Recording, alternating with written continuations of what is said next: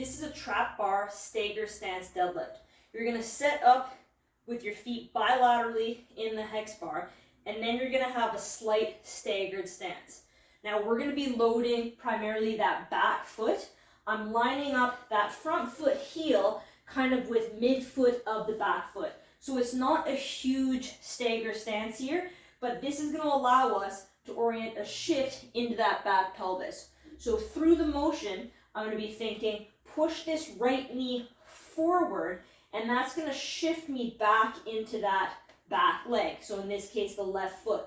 Now I'm going to have about an 80-20 split here, where 80% of my weight is going to be on this back foot. Same principles apply in order of us getting stacked. So we're going to make sure that we've got that little bit of a posterior tilt. If our pelvis was a bowl of water, I'm going to reach my arms forward, exhale all the air out, till I feel some side core. From here, shifting back into that left hip, grab a hold of our trap bar, drive through the ground with that left foot in particular. Now the whole time, I'm thinking a little push forward with that right knee to keep me in that left hip.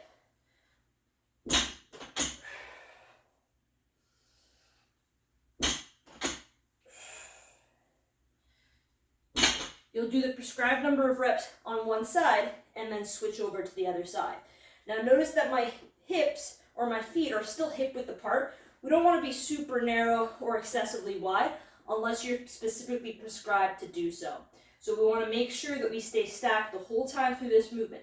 Some of the most common mistakes are that, one, people will shift kind of too much and the whole trap bar will kind of spin as they're through the movement.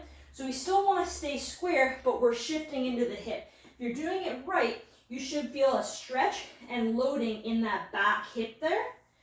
The other mistake that people will make is that they'll forget about that little push forward of that other knee, the front knee, to help get them into that back hip, and they'll straighten out that leg, and it just won't feel right. It'll look more like that. You might see some rounding in the back. So make sure that we keep that foot position, that little push forward with that knee to get us back into the hip as we go through the movement.